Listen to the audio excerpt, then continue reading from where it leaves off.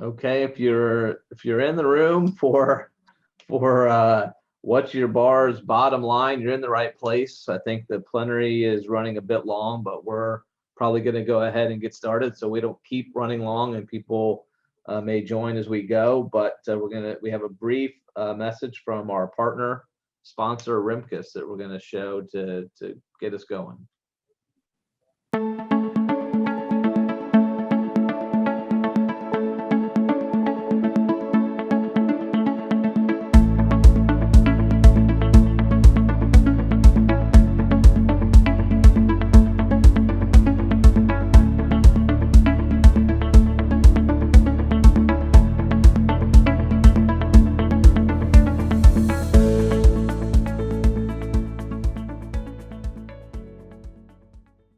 We appreciate Rimkus for sponsoring us as always in our annual and mid-year meetings. And so this workshop is what's your bar's bottom line. I want to welcome everyone to this session. I think we'll have a few more people join us as the plenary slowly wraps up. I know it was a great diversity plenary and hard to pull people away, lots of questions.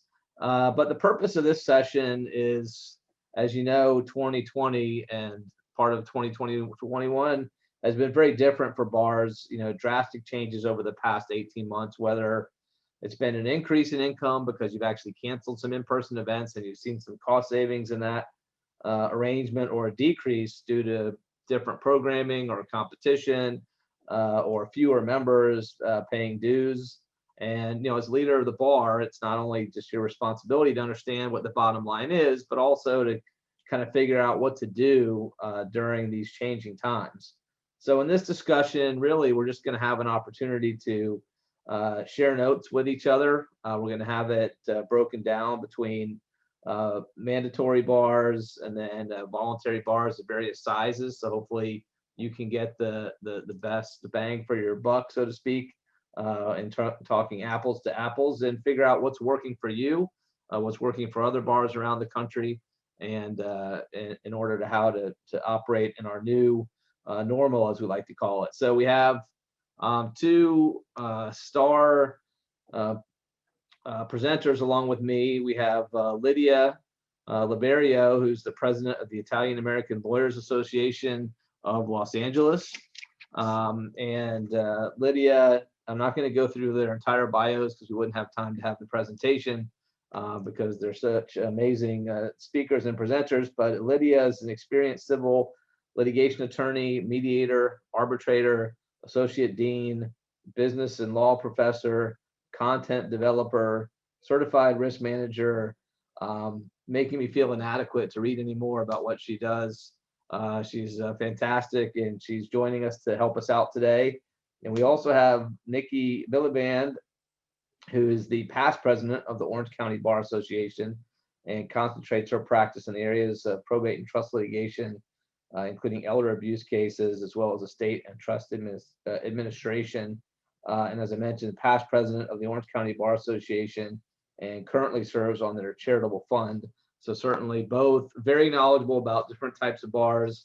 And I myself am the past president of the Florida Bar, so understand the mandatory bar perspective. So what we're going to do is I have a very brief PowerPoint. This won't be death by PowerPoint, but just to get the conversation going, Lydia and Nikki will jump in as they see fit. This is all contingent upon me properly sharing my screen. So hold on for just a moment and let's hope that I can do that. And then after the PowerPoint, we will break out into breakout rooms by bar type, which I'll get into once we get through this. So give me 1 second. Let's see. Hopefully you all are seeing the right screen, which is not the one with speaker notes. So this is what we're talking about: bar financial membership and trends, what we've seen really since the COVID experience. So here's what we're going to go through today. We're going to spend a little bit of time sort of on this presentation. We're going to go into the breakout rooms. We're going to report back. Hopefully you can see the 5 questions. There's a lot of type on this, so don't worry, you don't have to remember them. But these are the things that we're going to try and talk about in the breakout rooms. What happened to your bar's bottom line during the pandemic, plus, minus, or neutral. Have you changed anything, new structures, any CLEs? Are you getting back to in-person events? Do you want to get back to in-person events? Are you doing hybrid events? And issues about space. So those are going to be the questions we're going to do in the breakout sessions. Each room is going to tackle one first, because you may not have time to tackle them all, and then we're going to come back collectively and kind of talk about them. So these are the hot topics. So I think we're in good shape. Sorry, I'm trying to admit people at the same time I'm trying to talk to you. So what was the impact of 2020? And I'm going to tell Lydia and Nikki to interrupt me at any time, because I know they have different experiences than I may have had as president of the Florida Bar. And my time, really, I spent the last third of my year with starting COVID and then finishing, and then our last president unfortunately had to deal with COVID her whole year. But obviously with the mandatory bar, the membership is pretty easy because they have to be a member. But there's a lot of expenses and revenue streams that were different. CLEs were more challenging, and also for us, moving to hybrid events or just virtual events, sometimes there's a lot of unexpected costs associated with that. We did see, from our perspective, and I'll actually ask Lydia and Nikki to comment on this, from our perspective as a mandatory bar, I think the biggest positive that we saw was that we had great member connection that we maybe didn't necessarily have before. And part of that was obviously driven by the fact that we were the people as the mandatory bar that were providing them up-to-date information about how they could manage through this crisis. We did, I think, a very good job of giving them topical information about resources that were available, whether they're from the government or for the public, or what they should be doing just for their firms, really practical information. So our member engagement, which might normally be for a bar of our size with our mandatory members, like an open rate on emails, 25%, went through the roof, 50+%, which was a great increase. And we've maintained a lot of member engagement, which is a huge benefit for us. So I'll stop talking and let Lydia and Nikki, they can say whatever they want, or they can expand on that idea. Thanks, John. One of the things, Orange County Bar, we're a voluntary bar, so it's a bit different, but we're a voluntary bar with about 9,500 people. And it's the same thing. We were able to connect with more of our members, whereas normally we would have maybe 100 people or 70 people showing up at a section meeting. All of a sudden we had 500, 800, that type of people showing up for the, and we were able to connect with them and keep them in contact with the courts. And the courts were very good with working with us and working with the local bars in keeping everyone up to date on the ever changing, landscape that was going on. So I think it was really instrumental. Thanks, Nikki. I think I'll jump in here for a moment. Can everyone hear me? Yes. Okay. I was just worried because it didn't illuminate around the box, so I thought maybe I had done something wrong. So our experiences with Ayala, the Italian American Lawyers Association. I'm a past president of that group, and I'm currently on the board of a wide variety of affinity groups, the National Italian Bar Nyaba APALA, which is an Asian women's lawyers group, and a vice chair of committees for both the LA County and Beverly Hills bars. And so I saw things pan out differently for different organizations. Happy to be a member of the Orange County Bar Association, Nikki's group as well, small world. And I would say that the adaptation rate was really different for different groups. So I know that with LACBA and Ayala and Nyaba, we've had some challenges, with some of the members not timely renewing, and of course, then again, opting not to charge for CLE for a number of events. That had some impact on the bottom line. But in the LA area, a lot of groups were not charging for content.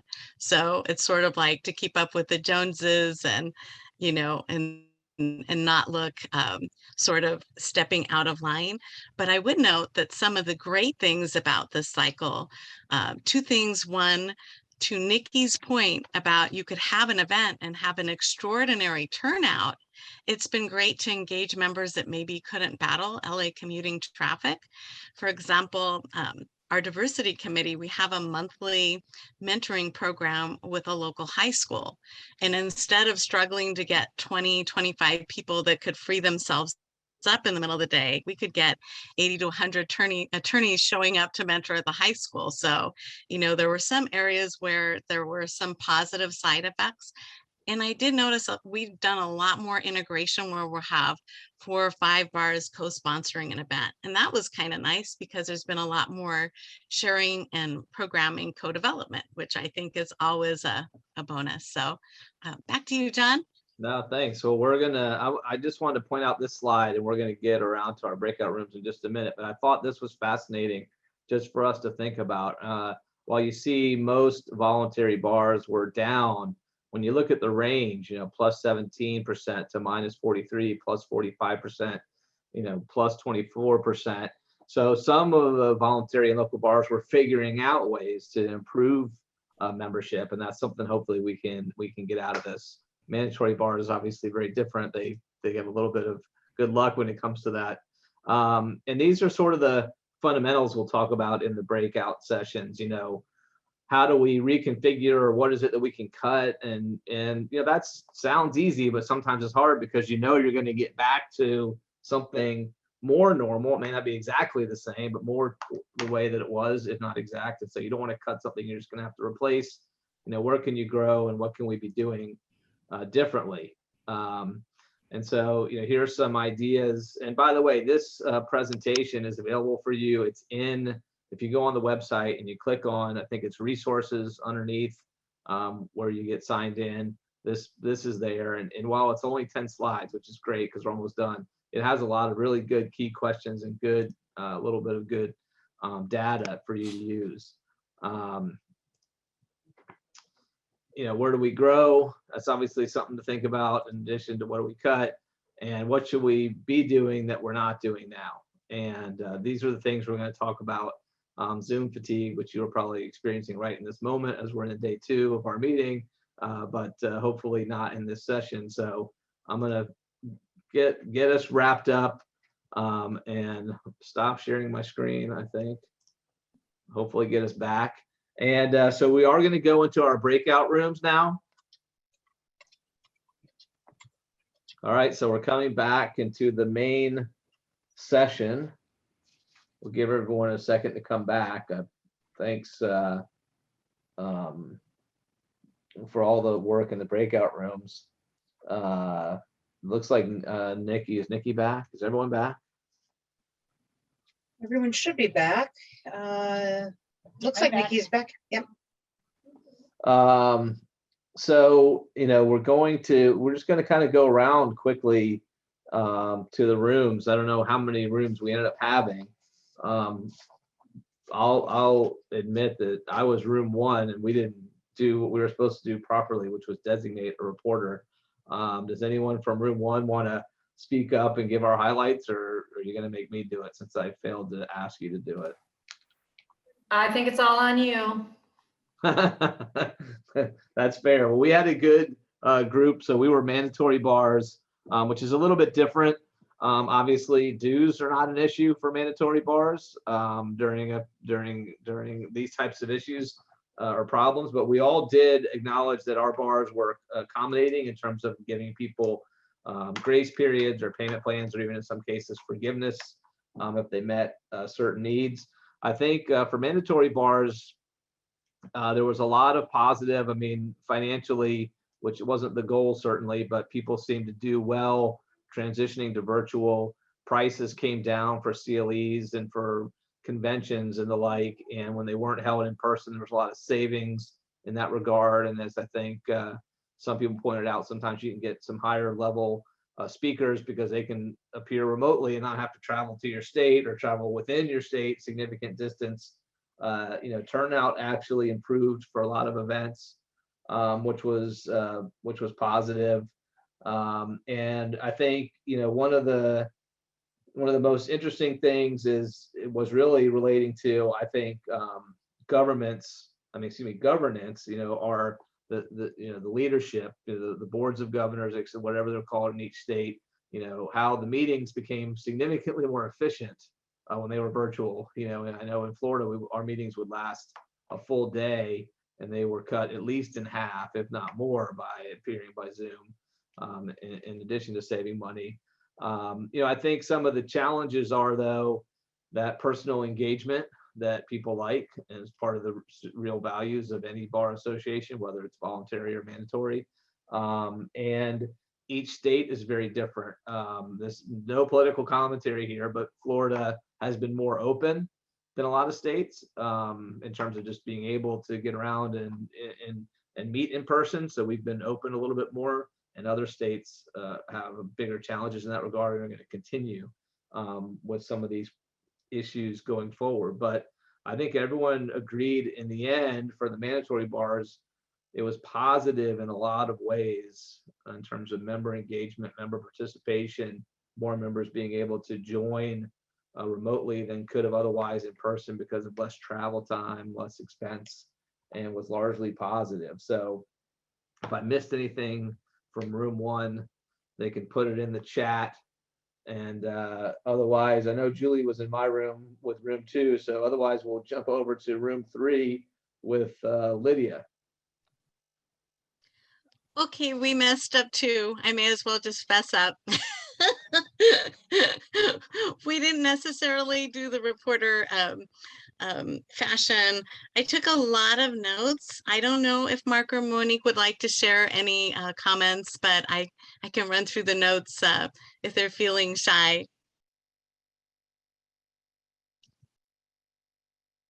Okay, I guess I'll just go ahead. You can keep me honest and I'll keep it short, so feel free to chime in with any thoughts afterwards. We had been discussing some of our challenges with CLE, keeping up with the Joneses, because a lot of bars were not charging. And we were discussing some interesting ways to come up with events that folks were willing to maybe pitch in a little bit for. I noted that Mark had a great idea of golfing events.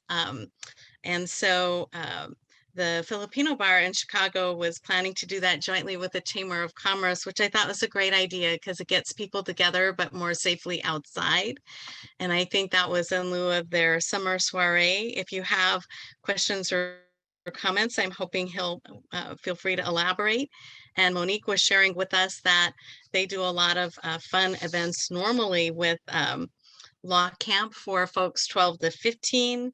And they do have a particular event where they honor folks outside the legal profession, because I noticed that we had Jay Leno and Dr. Fauci, in addition to the usual CLE stuff, to try and use star power to get people to attend events and maybe consider certain tiers of payment.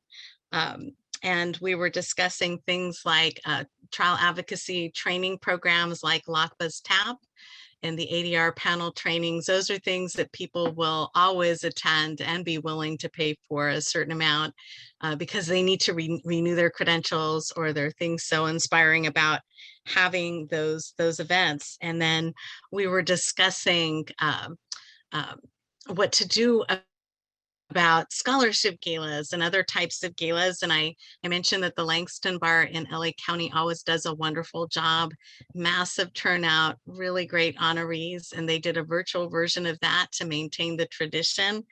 I noted that Veterans Legal Institute, which is a nonprofit that I work with, they did a silent auction, and they used celebrity veterans, movie producers, comedians that folks had heard of, and that boosted attendance and fundraising for their efforts. And I think those were some of the key ideas that we shared. I know we shared a lot more than that. We were also discussing that a lot of the area bars shrunk their footprint as to the size as well.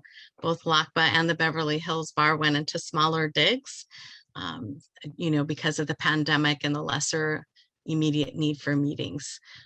Monique had some great insights because they are covering a whole state with 5 districts, and executive director transitions. And I noted the BHBA, we had an executive director transition. For us, it was a very positive one because she was very media savvy.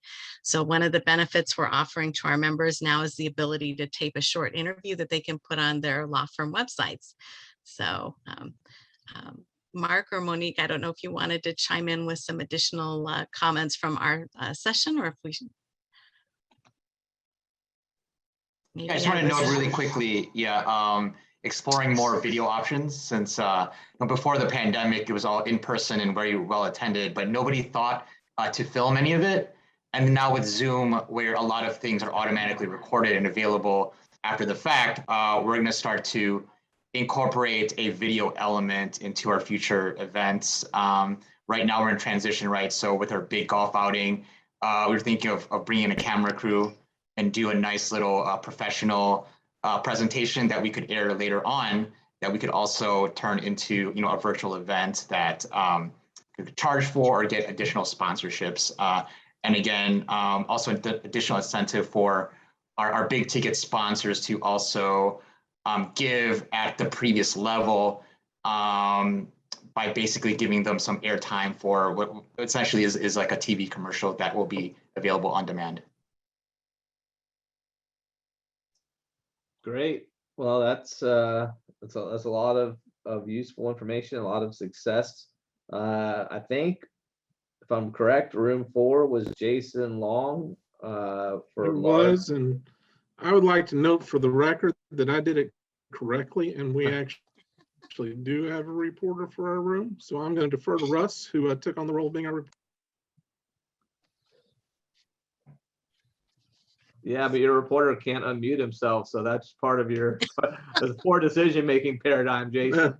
Fair enough. Fair enough. Russ, you are still on mute if you don't mind taking yourself off. There we go. Yeah, Jason did a great job. He got us on track right away. We had people from Pennsylvania, Nebraska, and Tennessee, and then 2 metro bars, Chicago and Kansas City. Surprisingly, maybe not surprisingly, but a pretty unanimous view on all the questions we talked about. On space needs, I think nobody was really doing too much in light of COVID. There have been a couple of bars that were looking at their space needs previously and made some decisions that turned out to be good ones because of COVID, including Chicago repurposing some of their space to make it available to individual lawyers and law firms for meeting space if they weren't going back into their offices. Everybody's kind of dipping their toe into the returning to live events. I know in Kansas City we have 2 coming up. A big one, Bill, in Nebraska has a big one coming up this Saturday night. Everybody's kind of holding their breath and crossing their fingers and hoping that nothing happens between now and the time of their event that would prevent it from going forward.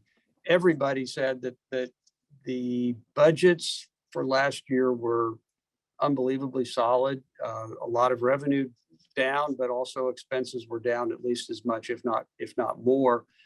And so there is some nervousness about the return of in-person events straining the budgets, but I personally think that there's going to be so much pent-up demand for people to get back together that as soon as they have those chances, they're going to run and take advantage of it. So I think everybody's budget this year is going to be okay.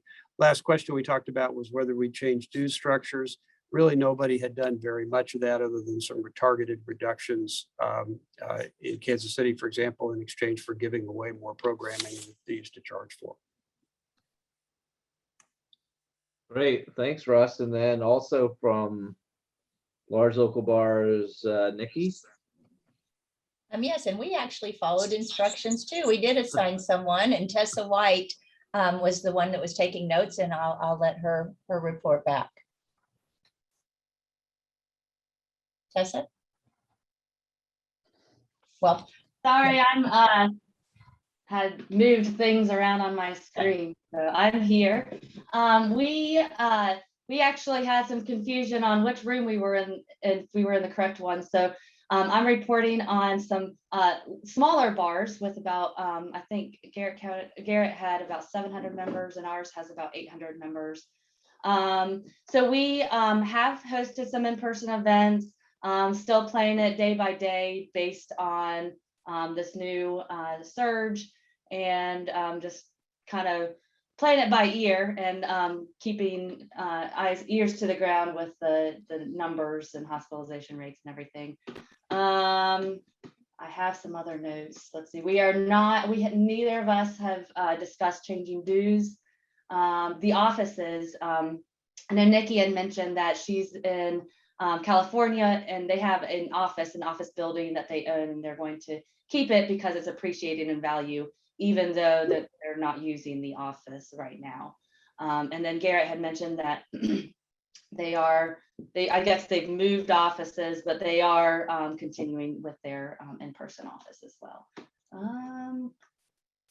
We did some working with other voluntary bar associations and hosted a lot of CLEs online, and membership has grown for Florida, which was great, and about stagnant or slightly smaller for 2020 to 2021 for mine and Nikki's bar association.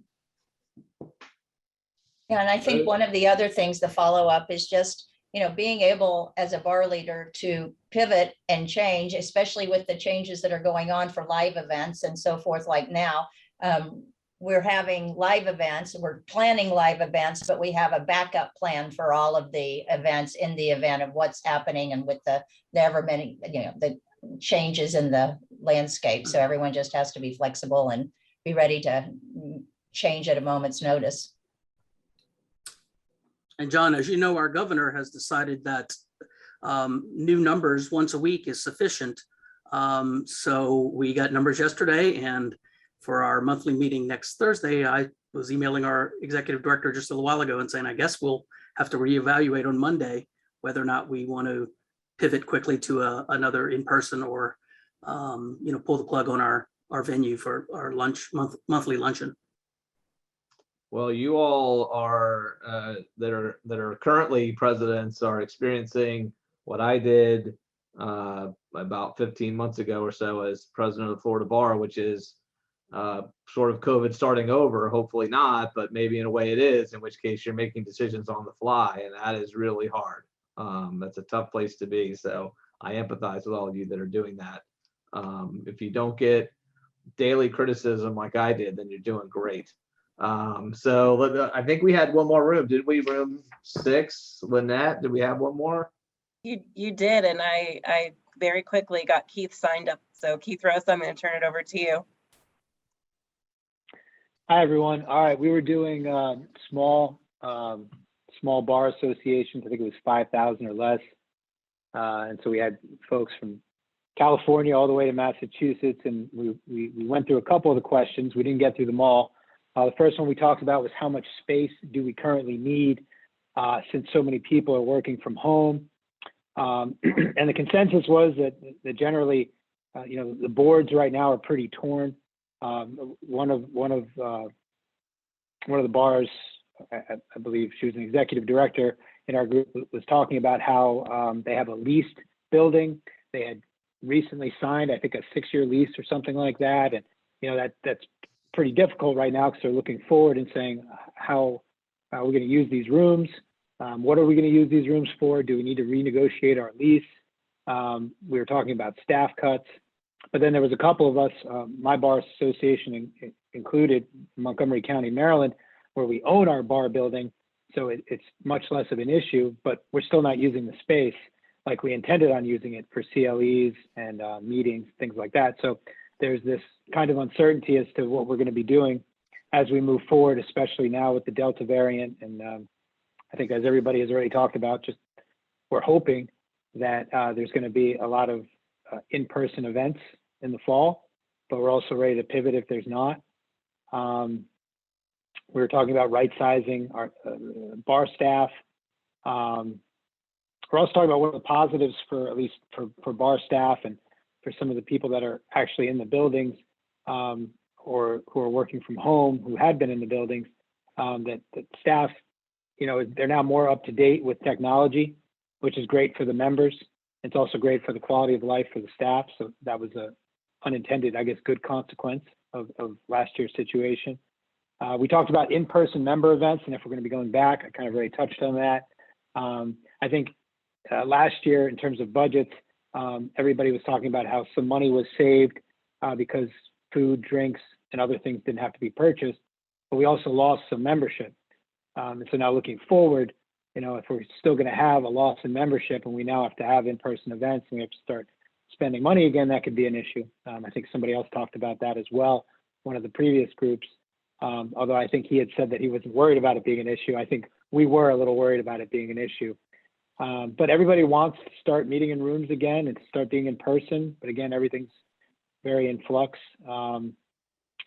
We started to talk about how whether or not dues structure had changed.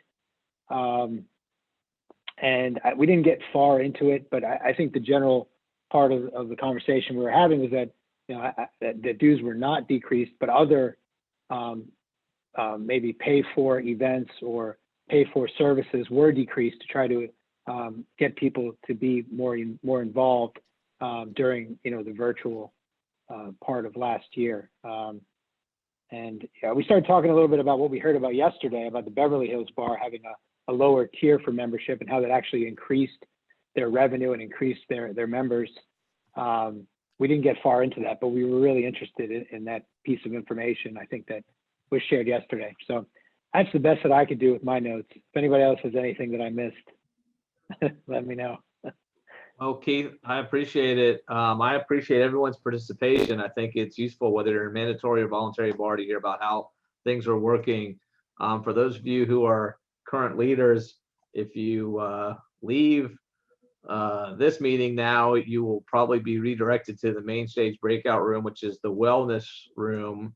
And there's something about mastering metacognitive strategies, and I don't know what that is, but I know we need it after what we've been through.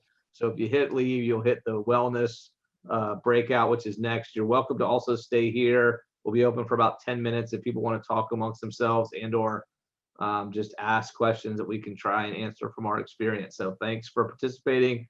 You're welcome to stick around for a few minutes in an informal conversation, or you're welcome to go get well.